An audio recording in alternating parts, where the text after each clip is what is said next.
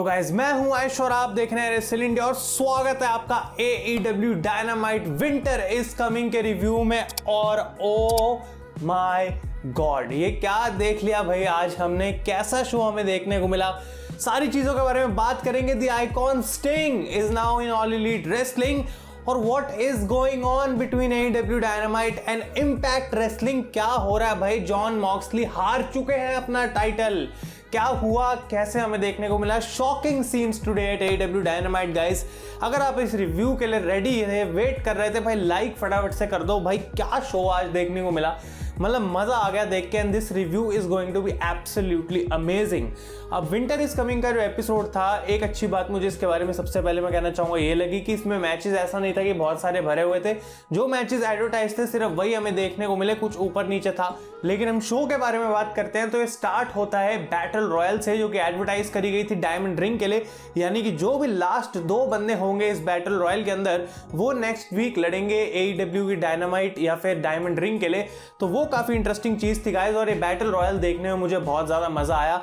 अब कुछ important points हैं जो कि यहाँ पे नोट करने जरूरी हैं। सबसे पहला तो ये कि डार्क ऑर्डर ने भाई पूरे समय एडम पेज की यहाँ पे मदद करी। अब डार्क ऑर्डर ने मतलब मदद करी एडम पेज की, हमें पहले भी लास्ट वीक देखने को मिला था कि डार्क ऑर्डर ने ऑफर करा था एडम पेज को और यहाँ पे वो उनकी बार बार हेल्प करते हैं। और जबकि हैंगमैन पेज लास्ट 2 में नहीं आए, क्लियर कर दिया गया कि डार्क ऑर्डर और हैंगमैन पेज के बीच में कुछ ना कुछ डेफिनेटली हो रहा है। इसके अलावा मैट हार्डी और मीरो को काफी डोमिनेंट तरीके से बुक करा गया था इस मैच के अंदर। उनको कई सारे एलिमिनेशंस मिले लेकिन वो इस मैच को जीते नहीं है। लेकिन जो मेन स्टोरी थी गाइस इस मैच की वो थी इनर सर्कल की। और यहाँ पे हमें देखने को मिलता है कि इस बैटल रॉयल के अंदर थे वार्डलो, सैमी गेवारा और MJF। तो जंगल बॉय और सैमी गेवारा लड़ रहे होते हैं on the top rope. Basically वो टर्न बकल के ऊपर दोनों खड़े होते हैं और जंगल बॉय को धक्का देने की कोशिश करते हैं MJF, लेकिन साथ के साथ सैमी गेवारा भी एलिमिनेट हो जाते हैं। तो ये चीज सैमी को बिल्कुल पसंद नहीं आई और उनको ऐसा लगा कि भाई MJF ने मुझे धक्का मार के एलिमिनेट करा है। तो लास्ट में हमें देखने को मिलता है कि बेसिकली यहाँ पे MJF और वार्डलो बच जाते हैं। लेकिन गाइज ऑरेंज कैसिडी जो है वो नीचे वाली रोप से बाहर गए होते हैं, तो वो भी मैच के अंदर होते हैं और ये बात वार्डलो को पता लगती है। तो वो ऑरेंज कैसिडी को अंदर लेके आते हैं कि इसको हम एलिमिनेट करते हैं। लेकिन सारी चीजें यहाँ पे उल्टी पड़ जाती हैं क्योंकि ऑरेंज कैसिडी समहाउ एलिमिनेट कर देते हैं वार्डलो को। और गाइस जो लास्ट के 2 मेंबर्स बचे हैं इस बैटल रॉयल के बाद वो थे MJF और ऑरेंज कैसिडी। और इन दोनों का मैच होने वाला है next week for the diamond ring.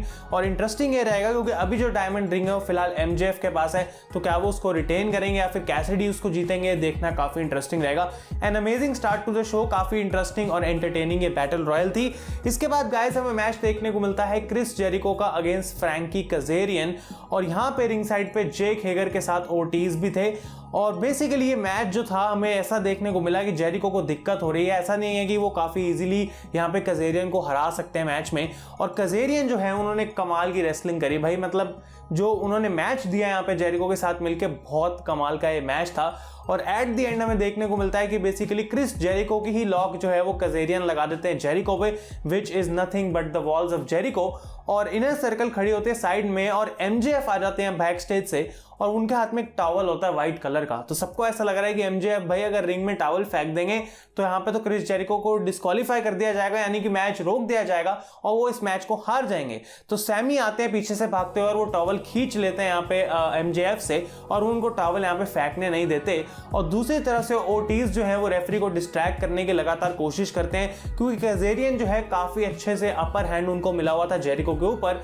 लेकिन आउट ऑफ नोवेयर और इतनी सारी डिस्ट्रैक्शंस के चलते गाइस क्रिस जेरिको लगा देते हैं एक जूडस इफेक्ट और पिन कर देते हैं फ्रैंकी कजेरियन को और यहाँ पे उन्होंने अपने मैच को भी जीत लिया है। लेकिन इंपॉर्टेंट चीज हमें मैच के बाद देखने को मिली कि सैमी और MJF के बीच में बहस चलती जा रही है, वो भैंसे जा रहे हैं और सारे इनर सर्कल के मेंबर्स की आपस में बन नहीं रही। तो जेरिको माइक लेते हैं और वो भाई अल्टीमेटम देते हैं नेक्स्ट वीक के लिए और कहते हैं भाई देखो सिंपल सी बात है, इनर सर्कल एक ग्रुप है और अगर हम एज अ ग्रुप नहीं काम कर सकते और मैं सबको काउंट कर रहा हूं, कोई बाहर नहीं कर रहा, नेक्स्ट वीक अगर हम ये नहीं सॉर्ट आउट कर पाते हैं then the inner circle will break up for good. और उन्होंने अल्टीमेटम दे दिया सारे मेंबर्स को अपने और वो वहां से चले जाते हैं। तो जेरिको जो है वो खफा हो गए इस समय क्योंकि एक तो उनके मैच में इतनी केओस हो गई और ऊपर से उनके टीम मेंबर्स इतनी दिक्कतें कर रहे हैं और उन्होंने कहा है भाई अगर काम करना है तो साथ में करेंगे, नहीं तो इनर सर्कल का ग्रुप जो है वो खत्म हो जाएगा। तो नेक्स्ट वीक काफी इंटरेस्टिंग रहेगा देखना कि आखिर क्या होता है। इसके बाद गाइस ब्रिट बेकर का मैच होता है अगेंस्ट लेला हर्ष, जिनके बारे में कुछ पता नहीं था, मुझे बस इतना बताया गया कमेंट्री से ही कि रशियन ये कोई रेसलर हैं और अब यूनाइटेड स्टेट्स के अंदर ये काम कर रही हैं। तो ब्रिट बेकर के साथ इनका एक अच्छा मैच देखने को मिला, जबकि उतना इंटरेस्ट नहीं था मेरा इस मैच के अंदर, अगर मैं आपको ऑनेस्टली बताऊं। लेकिन रेसलिंग वाइज अगर मैं बात करूं तो ये मैच एक डेफिनेटली अच्छा मैच था। और एट द एंड गाइस, जबकि ब्रिट बेकर को भी यहाँ पे कोई आसानी से जीत नहीं मिली, उन्होंने भी यहाँ पे काफी मुश्किल से अपनी विक्ट्री हासिल करी है। उन्होंने एंड में लॉक जॉ लगा दिया, लेकिन अपना मैच जैसे ही वो जीतती हैं तो आ जाती है यहाँ पे थंडर रोसा और वो अटैक कर देती हैं ब्रिट बेकर को, और कई सारे रेफरीज बुलाए जाते हैं बाहर और बेसिकली वो यहाँ पे आके इसको रोकते हैं। तो ये क्लियर कर दिया गया है कि ब्रिट बेकर और थंडर रोसा की फ्यूड आगे जाके कंटिन्यू होने वाली है। और यहाँ पे जो नई रेसलर हमें देखने को मिली लेला हर्ष काफी इंप्रेसिव लगी, लेकिन उनका गिमिक क्या होगा AEW के अंदर और किस तरीके से उनको कंट्रोल करा जाएगा आगे जाते हुए, ये देखना काफी इंटरेस्टिंग होगा गाइज। इसके बाद हमें देखने को मिलता है अपना टैग टीम मैच, जहां पे भाई क्या हो गया भाई, मजा आएगा इसके बारे में बात करने में। Darby Allin and Cody Rhodes against Ricky Starks and Powerhouse Hobbs. अब रेसलिंग वाइज मैं आपको सच बता रहा हूँ, यहाँ पे ऑनेस्ट मेरा रिव्यू है कि ये मैच अच्छा जरूर था, ठीक था, लेकिन उतना अच्छा नहीं जितना कि मैंने सोचा था। मुझे लग रहा था कि ये बिल्कुल out of the world 5 star type match दे सकते हैं, लेकिन ऐसा नहीं हुआ। लेकिन तब भी एक काफी अच्छा मैच था, किसी एक पर्टिकुलर चीज के लिए बिल्ड करा जा रहा था। तो मोस्ट ऑफ द मैच में गाइज हमें देखने को मिलता है कि डार्बी एलिन पे जो है वो पिटाई चली जा रही है और कोडी तक हॉट टैग की जो है वो बिल्डअप हमें देखने को मिलेगी।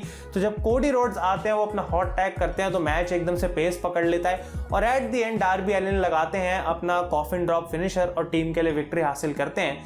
लेकिन मैच के बाद ऑब्वियसली टीम टैज खुश नहीं थी, क्योंकि वो यहाँ पे हार गए।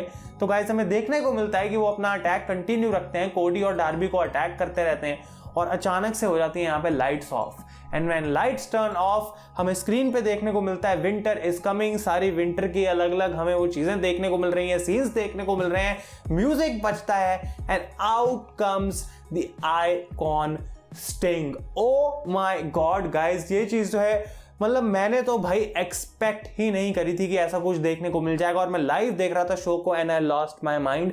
कहीं पे रूमर्स नहीं आ रहे थे कि आज स्टिंग डेब्यू करने वाले, मैंने तो ऐसा कुछ कहीं पे भी नहीं पढ़ा। और जब स्टिंग आए वहां पे मुझे देखा भाई टोनी शिवानी जो पागल हो गए, क्योंकि वो WCW के कमेंटेटर थे, वो स्टिंग से बहुत अच्छे तरीके से रिलेट करते हैं। ऊपर से TNT network, so many memories hit back. और यहाँ पे भाई स्टिंग का जो है वो डेब्यू हो चुका है। वो आते हैं रिंग के अंदर, पहले कोडी को देखते हैं, आर्न एंडरसन को देखते हैं और उसके बाद डार्बी एलिन के साथ होता है उनका फेस टू फेस। और गूज बम्प्स अगर आपको यहाँ पर नहीं आए भाई, तो मेरे हिसाब से आप रेसलिंग फैन है ही नहीं, क्योंकि भाई क्या मोमेंट थी, कमाल थी। और ये गाइस ऑफिशियल हो चुका है कि द स्टिंग यानी कि the icon Sting is now all elite. Oh my God, बहुत ही ज्यादा ब्रेकिंग न्यूज, बड़ी डील ये AEW के लिए। और भाई जबकि आज स्टिंग ने कुछ करा नहीं, कुछ बोला नहीं, उनकी जो प्रेजेंस थी, जो उनकी एंट्रेंस थी और जिस तरीके से क्राउड, अगर यहाँ पे मैं मतलब सोच रहा था अगर फुल अरीना भरी होती तो क्या आप सोच सकते हैं गाइस कैसा रिएक्शन आता। ओ माय गॉड, मतलब अल्टीमेट सेगमेंट थी। स्टिंग आ चुके हैं AEW के अंदर, जो कि अपने आप में बहुत बड़ी बात है। और नेक्स्ट वीक के लिए ऑफिशियल कर दिया गया है कि sting will speak for the first time और हमें सुनने को मिलेगा आखिर वो क्यों AEW में आए, क्या उनका रोल होने वाला है, किसके साथ उनकी फ्यूड हो सकती है and every other answer that a fan wants right now. लेकिन उनके कॉन्ट्रैक्ट के बारे में कई सारी डिटेल्स आई हैं, उसको मैं यहाँ पे शेयर नहीं करूंगा क्योंकि चीजों के साथ ये मिक्स हो जाएगा। न्यूज वीडियो में उसको अलग से कवर करेंगे। लेकिन भाई मजा आ गया स्टिंग का डेब्यू देख के। और आप लोगों का इसके ऊपर क्या ओपिनियन है, आप डेफिनेटली मुझे कमेंट्स में बताएं।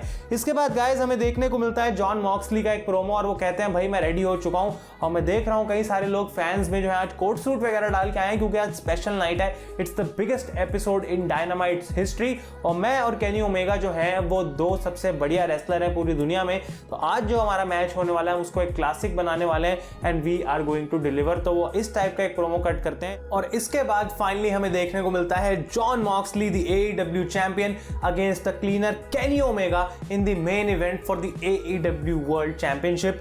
और भाई अच्छी बात आज के शो की यही थी कि खींचा नहीं हुआ था, ऐसा नहीं था कि बीच में फिलर भी है, था ही नहीं कहीं पे शो पे फिलर। जो मैचेस एडवर्टाइज थे वही करे और ऑलमोस्ट इस मैच को मेरे को लगता है 40 मिनट के आसपास तो डेफिनेटली दिए गए होंगे। तो अगर आप लोग एक्सपेक्ट कर रहे थे कि एक 5 स्टार क्लासिक मैच हमें इसके बीच में देखने को मिलेगा, तो मैं भी कुछ ऐसा ही एक्सपेक्ट कर रहा था। लेकिन इतने सारे मेन इवेंट कैलिबर के मैचेस हमने इस साल देखे हैं, साल 2020 में, और काइंड ऑफ मुझे ऐसा लगता है कि जब कमर्शियल्स आती हैं बीच में, जब ऐड आ जाती है ना बीच में, तब जो है वो पंगा हो जाता है, तब थोड़ी दिक्कत हो जाती है और मैच का जो फ्लो है वो पूरा टूट जाता है। ये मैच डेफिनेटली एक बहुत अच्छा मैच था, लेकिन यहाँ पे AEW ने रेसलिंग से ज़्यादा फोकस स्टोरी के ऊपर करा कि आखिर क्या हमें दिखाना है। तो कुछ इंपॉर्टेंट चीज़ें यहाँ पे जो डिस्कस होने वाली है गाइस, सबसे पहले TNA यानी कि इम्पैक्ट रेसलिंग जो अब है उसके executive vice president Don Callis commentary पे थे इस मैच के लिए, और वो बोलते हैं कि केनी ओमेगा मेरे बहुत अच्छे दोस्त हैं और केनी ने मुझे इनवाइट करा है कि आज मैं उनका मैच पे आके कमेंट्री करूं, तो बिल्कुल उसी लिए मैं यहाँ पे आया हूं, केनी को अपनी रिस्पेक्ट शो कर रहा हूं। तो इस मैच के अंदर जो है वो जॉन मॉक्सली और केनी ओमेगा काफी कमाल की रेसलिंग कर रहे थे, वो रिंग साइड पे बहुत देर तक लड़ते रहे। और क्या ये एक नो डिस्क्वालिफिकेशन मैच था, क्योंकि कमेंट्री पर भी इसका कुछ खास मेंशन था नहीं। आप लोग बताएं अगर मुझे गलती लग रही है, क्योंकि मुझे नहीं पता अगर ये नो DQ था या फिर नहीं। लेकिन जो भी है गाइस, जॉन मॉक्सली जब अपना पहला पैराडाइम शिफ्ट फिनिशर लगाते हैं वो बिल्कुल आउट ऑफ नोवेयर था और मुझे लगा ओ माय गॉड हो गया काम, क्योंकि पैराडाइम शिफ्ट पे तो कोई करता ही नहीं है और इतनी इजीली क्या ओमेगा हार जाएंगे। लेकिन जॉन मॉक्सली ने वहां पे ओमेगा को पिन ही नहीं करा और मॉक्सली क्या करते हैं, 2 चेयर निकालते हैं, उनको चेयर को रिंग में रखते हैं और अटैक नहीं करते ओमेगा को, वो कहते हैं बैठो इस चेयर पे, और वो खुद भी बैठ जाते हैं एक चेयर पे और कहते हैं ओमेगा को मुझे मारो। और ये दोनों जो है अपनी फाइट कंटिन्यू रखते हैं और मॉक्सली ये दिखाना चाह रहे हैं भाई इतनी आसानी से मैं तुम्हें नहीं हराने वाला, तुम्हें पूरा एक लेसन सिखा के मैं यहाँ पे हराऊंगा। तो बेसिकली यहाँ पे हमें देखने को मिलता है कि केनी ओमेगा कई बार अपना वी ट्रिगर लगाते हैं, लेकिन वन विंग्ड एंजल लगाने की जो है वो कोशिश जरूर करते हैं, लेकिन हमेशा वो रिवर्स हो जाता है। तो इसके बाद जब मॉक्सली अपनी सेकंड पैराडाइम शिफ्ट लगाते हैं, then Kenny Omega kicks out, जो कि मॉक्सली के लिए शॉकिंग था, मेरे लिए भी शॉकिंग था, क्योंकि भाई 2 पैराडाइम शिफ्ट से भी नहीं आ रहा ओमेगा, तो मतलब कुछ ना कुछ तो होने वाला है। और मेरे को लग रहा था कि हाँ शायद भाई टाइटल चेंज देखने को मिल जाए। तो गाइज यहाँ पे जब तीसरा पैराडाइम शिफ्ट लगाते हैं केनी ओमेगा को जॉन मॉक्सली, तो वो कोई रिंग के अंदर नहीं था, एक्चुअली में रिंग के साइड पे यानी कि रिंग साइड पे एक हीटर लगा हुआ था, और मुझे लगता है वो इस वजह से था क्योंकि ऑब्वियसली बहुत ठंड है और ओपन एरिना है, तो उस हीटर के ऊपर केनी ओमेगा को पैराडाइम शिफ्ट लगा देते हैं मॉक्सली, विच वॉज ब्रूटल। और यहाँ पे डॉक्टर्स रोकने की कोशिश करते हैं मैच को, लेकिन केनी ओमेगा और जॉन मॉक्सली रुकने वाले में से नहीं थे और मॉक्सली खींच के ले जाते हैं ओमेगा को वापस रिंग के अंदर। अब यहाँ पे काफी क्लियर था कि ऑब्वियसली मॉक्सली जीत जाएंगे इस मैच को, क्योंकि ओमेगा की हालत बहुत खराब हो गई थी। लेकिन डॉन कैलिस जो है वो आ जाते हैं कमेंट्री से उठ के, और ऐसा लगता है कि वो रेफरी को जो है वो इंटरफेयर करने की कोशिश कर रहे हैं, वो बेसिकली ओमेगा को बचाने की कोशिश कर रहे हैं। तो ओमेगा इस चीज का फायदा उठाते हैं, डिस्ट्रैक्शन का फायदा उठाते हैं, और बेसिकली डॉन कैलिस के हाथ में एक माइक होता है जिसमें वो कुछ बोल रहे होते हैं, और जब रेफरी उनसे बात कर रहा होता है वो चुपके से वो माइक फिस्ट जो है वो एकदम से फेंक के दे देते हैं ओमेगा को, और ओमेगा इस माइक से मॉक्सली के सर पे मारते हैं, उनके सर से खून निकल जाता है। और मैं कहूँगा कि ये शॉट जो था माइक वाला बिल्कुल भाई ओरिजिनल लगा मुझे तो, क्योंकि जो आवाज़ आई और जो खून निकल रहा था वो असली था, कोई नकली खून तो दूर दूर तक नहीं था। तो I think really Kenny Omega ने बहुत जोर से मारा था मॉक्सली के सर पे। और यहाँ पे वो लगाते हैं फिर 4 वी ट्रिगर, उसके बाद लगाते हैं एक वन विंग्ड एंजल, और वो इस मैच को जीत चुके हैं, and Kenny Omega is the new AEW world champion. तो यहाँ पे अगर हम देखें, अगर स्टोरी के हिसाब से देखें, तो केनी ओमेगा ने चीटिंग करी काइंड ऑफ, क्योंकि ये मैच एक नॉर्मल मैच था, कोई मतलब अगर क्लियरली रेफरी को दिखता कि माइक से मारा है तो वो DQ कर सकता था, लेकिन ऐसा गाइस यहाँ पे नहीं हुआ और केनी ओमेगा ने जॉन मॉक्सली को हरा दिया है। एंड फाइनली मॉक्सली की जो इतनी कमाल की रेन रही है जिसने उनको number 1 superstar in the entire world बनाया, वो खत्म हो चुकी है।